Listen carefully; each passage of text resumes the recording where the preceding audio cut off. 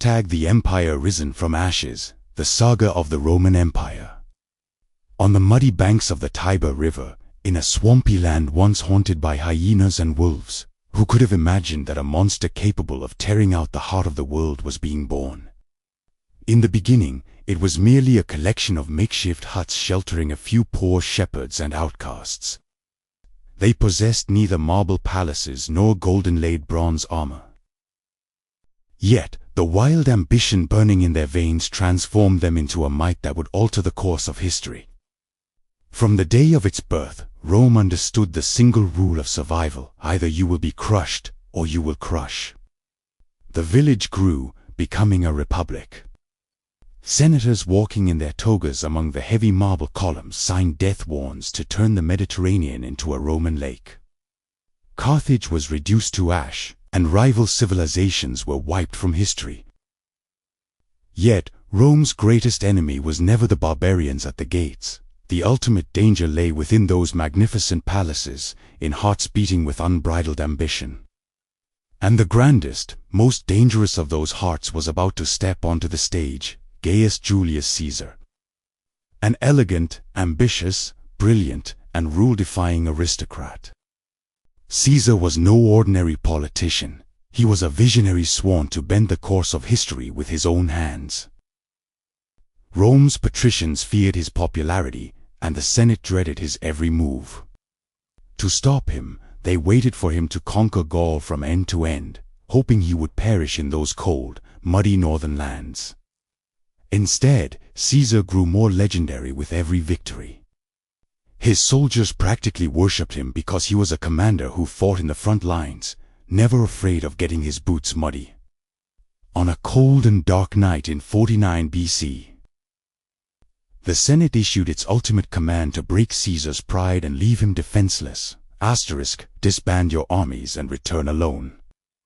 Standing on the banks of the Rubicon River, Caesar faced the sharpest turning point in history. If he backed down, he would be politically executed. If he moved forward, he would become a traitor who had declared war on his own state. With a face worn by wars and eyes filled with resolve, Caesar spurred his horse into the waters. Crossing this river meant treason under Roman law. As he urged his horse forward, the immortal sentence he muttered would echo through the ages: the die is cast. Caesar cast the die, swept through Rome like a storm, and became the absolute master of the empire. From Spain to Egypt, he secured earth-shattering victories, placing himself at the center of political intrigue alongside Cleopatra. When he returned to the heart of Rome as a dictator, no one remained who could stand against him. He reformed the calendars, rebuilt the state, and transformed himself almost into a living god through his brilliance and pride. Yet, he was about to fall into the very pit he had dug. In March of 44 BC, surrounded inside the theater of Pompey, the Senate chamber, daggers hidden beneath togas flashed into the air one by one. As blow after blow landed, his eyes searched for the one he trusted most, a man he viewed almost as an adopted son. And he found him, Brutus. The final breath escaping Caesar's lips became the sealing note of an era. EQ, brute. The Republic was dead. The marble floors were stained with blood, and the age of the empire was built directly upon the blood of that visionary man. Caesar's tragic death ignited the fires of a new civil war. When the storms finally cleared, his adopted son Augustus stepped forward. They said of him, he found a Rome of brick and left a Rome of marble. Though it was claimed that Pax Romana, Roman peace, brought justice to the world, this throne was smeared with serpent venom.